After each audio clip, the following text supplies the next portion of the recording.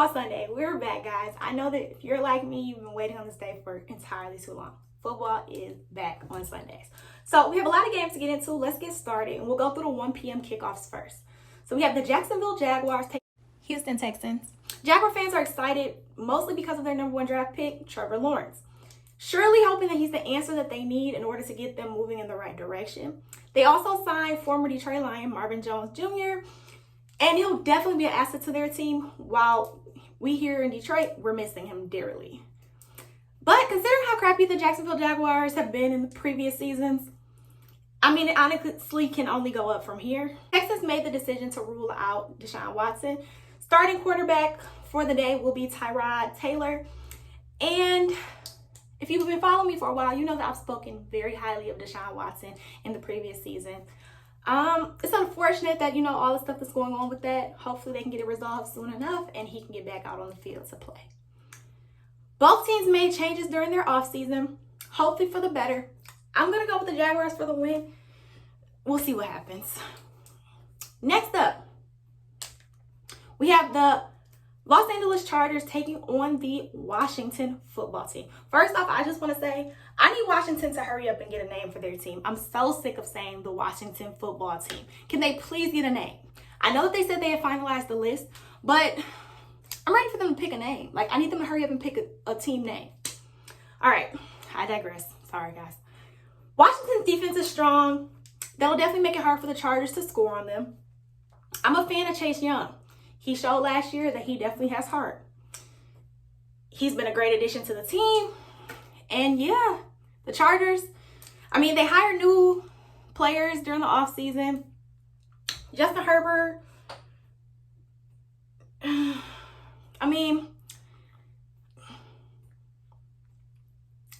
Chargers have new hires to their offense. Hopefully that'll help Justin Herbert, allowing him time to execute. Get the ball down the field to Keenan Allen and Mike Williams.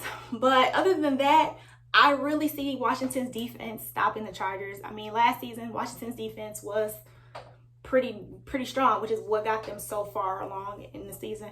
So it'll be really interesting to see how they compare against these two. But I am going to go with Washington for the win today. All right. Next up, we have the Seahawks versus the Colts. First off, y'all know that I rock with the Colts. I am a Colts fan. So let's just start off with this. Let's get into this first. So this morning, while I was doing my research, because what I do is I research the teams in order to come up with, statistics and facts, because I want to make sure I have accurate information, right? So in the process of me looking up statistics for the Seattle Seahawks, why did I find information that there's some drama brewing in Russell Wilson's personal life?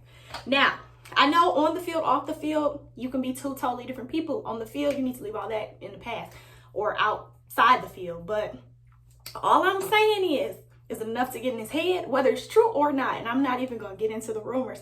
But whether it's true or not, it's enough negativity that, it could possibly throw Russell off his game. And often it doesn't take much to, get him off his game. Hopefully he can stay focused during the game, though, because the Colts defense, they have the ability to stop Russell. And we know that Russell is prone to being sacked. So he definitely needs to stay upright. I know DK Metcalf, he was struggling with a strain in his calf earlier in the week. He didn't practice a lot. And on the list of injuries, he's listed as limited today. So we'll see what happens, what goes on with that. It's also fun to mention that the Colts are now being led by former Eagle quarterback Carson Wentz. And he's returning from foot surgery. So it's a lot of, repairing and, hopeful that people are ready to play. I did pull up a quote from the coach for the Colts. He said that Wentz is probably sore. I don't think he feels 100%, hoping he'll be able to play from the pocket instead of running around a lot. Honestly, I don't know why the coach would say that. It sounds pretty bad when you put it that way, that you don't think that your quarterback is 100%, but he's going to be out there playing. So that'll be interesting to see how that goes. I think this game will be a close one, but I am going to go with the Seahawks for the win.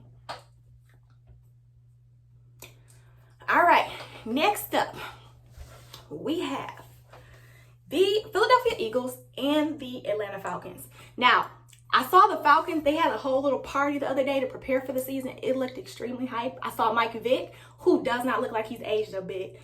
But I think this will be a good game, actually. I think that it'll be exciting for both teams. Both teams have made a lot of changes since last season. So you have Matt Ryan, who's no longer throwing to Julio Jones, but they got a new tight end, Kyle Pitts, who's ready for action. We also have Carson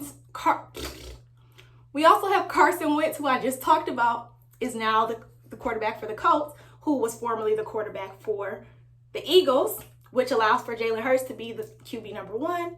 Devontae Smith, who was drafted earlier this year. And while the Eagles defense has been struggling a lot, they also allowed 65 sacks last season. So hopefully, now that they've stepped up their O-line, they'll be able to address this issue. The Falcons tend to struggle in this area too, so it's definitely going to be important that they're able to protect Matt Ryan, give him time to get his passes down the field. Overall, though, I'm definitely thinking this will be one of the more interesting games today. I'm looking forward to seeing it, but I am going to go with the Falcons for the win.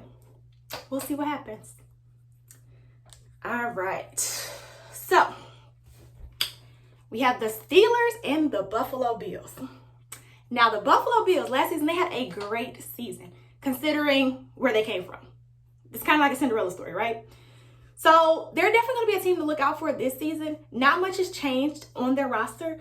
Last time when these two teams met, Bills won 15-26. Steelers have since then added 3 new players to their O-line.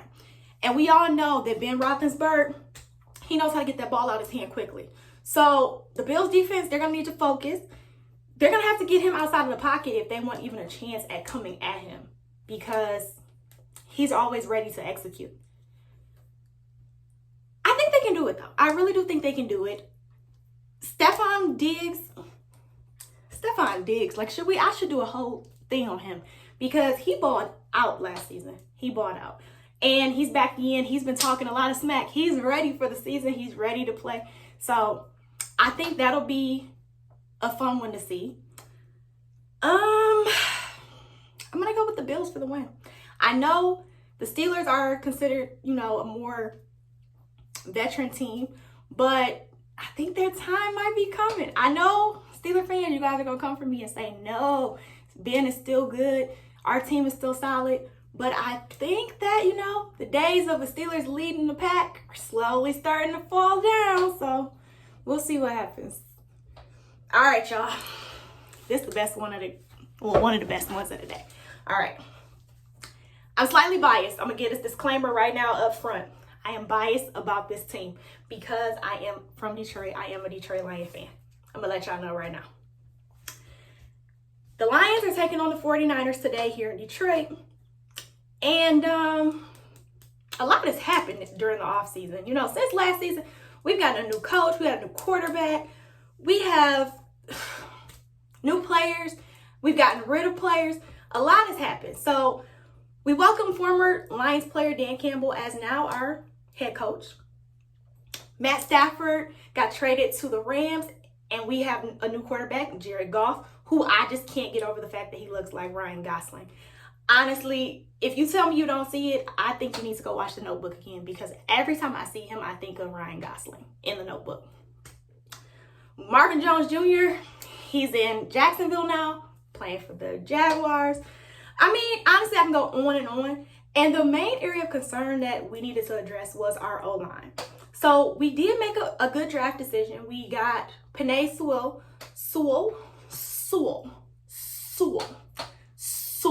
I'm going to say it a few times because I don't know why I can never get his name right. Penei Sewell. And hopefully he's able to help with this issue. It's a lot. We've lost all of our preseason games. But I'm going to give the benefit of the doubt because our starters didn't play. Honestly, I don't even know if we knew who our starters really were at that time because we were still trading and cutting and all that. But still, starters weren't playing. Blau held it down for quarterback. So this will be an exciting day for fans to see Jared Goff play in the Honolulu Blue. Because it is his debut game. More importantly, I think one of the main things that I'm worried about is his safety. I feel like y'all don't understand. I've seen video footage of him. I wasn't a fan of the Rams really prior to him coming here. So I had never really fully watched their games, but I've watched a few and I've seen him slung around the field. And with the struggles that we have with our O-line already, it's like we don't need him to get hurt in the first game. So with that being said, as long as we're able to protect him and keep him safe so that he does not get hurt, I think we'll be moving in the right direction.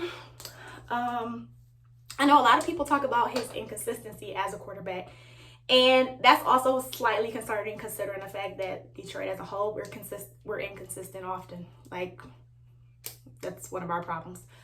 So that should be interesting. The 49ers, they faced Jared Goff before. Last season they played him. He got intercepted. And yeah, that's the video footage I saw when they were slinging him around the field.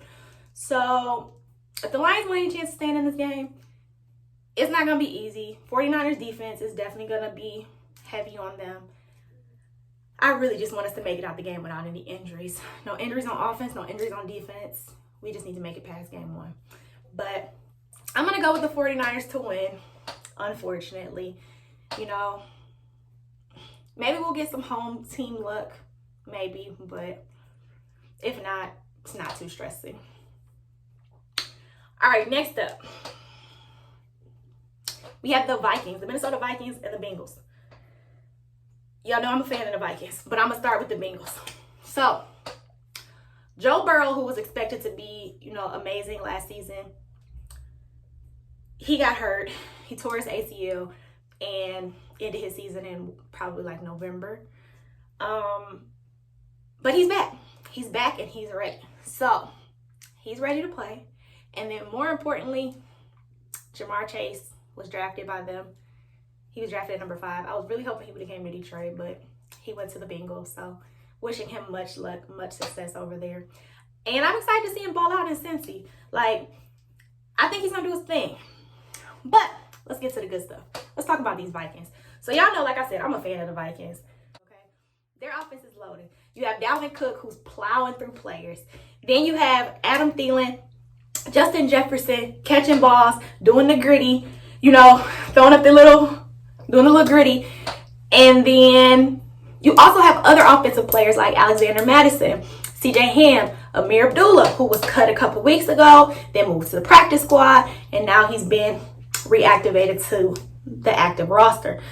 So,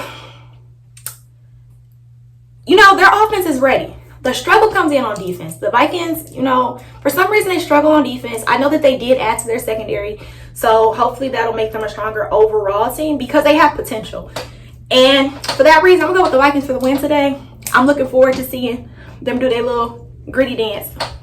I can't do it because I can't dance, but I'm looking forward to them doing it. All right, next up, we have the Jets and the Panthers. Whew. All right. Jets ended their season last year 2-14 with Sam Darnold as their quarterback. They then drafted Zach Wilson, who was the number 2 pick of the NFL draft for this year. And now Sam Darnold. Now let's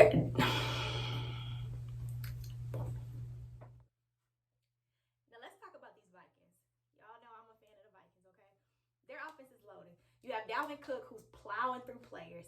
Then you have Adam Thielen, Justin Jefferson, catching balls, doing the gritty, throwing up doing the little gritty. And then you also have other offensive players like Alexander Madison, CJ Ham, Amir Abdullah, who was cut a couple weeks ago, then moved to the practice squad, and now he's been reactivated to the active roster. So, their offense is ready. The struggle comes in on defense. The Vikings, for some reason they struggle on defense. I know that they did add to their secondary, so hopefully that'll make them a stronger overall team because they have potential. And for that reason, I'm going to go with the Vikings for the win today. I'm looking forward to seeing them do their little gritty dance. I can't do it because I can't dance, but I'm looking forward to them doing it. All right, next up, we have the Jets and the Panthers. Whew. All right. Jets ended their season last year 2-14 with Sam Darnold as their quarterback. Then they drafted quarterback Zach Wilson as number 2 pick. And now Sam Darnold is playing against his former team as a Panther. Tell me that don't sound like a soap opera. It sounds like some messy relationships.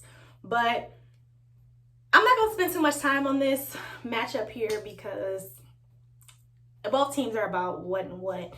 I'll go with the Panthers for the win. Next. All right, so the last game that we have for 1 o'clock kickoff is the Cardinals versus the Titans. Now, honestly, this may be one of the most exciting games that we're going to see today. Both teams are loaded on offense. And for some reason, I keep forgetting that Julio Jones plays for the Titans. I don't know why. I just can't seem to get that through my mind, but he does. He's joining A.J. Brown, Derrick Henry, and they should be scoring big numbers. The Titans had a good season last year. Derrick Henry pushed past 2,000 yards. I expect a repeat. The Cardinals, their offense is solid as well. Kyler Murray, DeAndre Hopkins. Now they've added A.J. Green from the Bengals. And they should be scoring too, which is why I said that this game should be a more interesting game than other games we'll see today. So it really comes down to whose defense is better. I think I'm going to go with the Titans for the win just because. So those are my predictions for today, the 1 p.m. games. We have a couple more games going on this afternoon. I'll be back with updates for those. And yeah, comment and let me know what you think.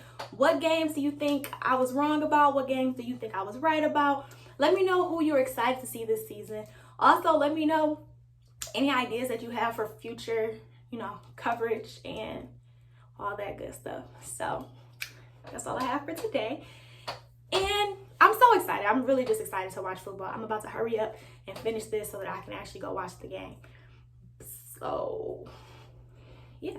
In the meantime, hope you guys enjoyed this video. Happy Football Sunday. If you have not already, make sure you subscribe to my YouTube channel. Subscribe to my podcast. Make sure you follow me on social media. All social media are at @peacelovearie. That's Instagram, TikTok, Twitter, all that good stuff. So make sure you do that. Check out the website if you want to get your own merch. I have t-shirts, hats, hoodies, all that good stuff. Just in time for football season. And until next time, peace and love, y'all. When it comes to balling, I'ma do it all on purpose.